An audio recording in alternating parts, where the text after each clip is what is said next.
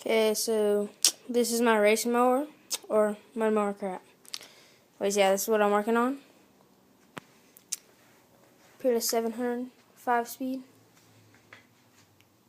custom stack.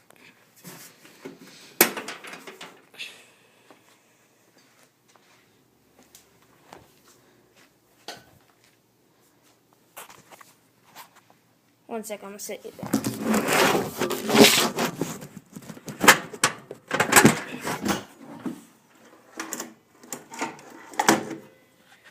Don't have the hood lashed yet. Have a 12 horse industrial commercial. Old style carb. Yeah. Gotta finish the steering.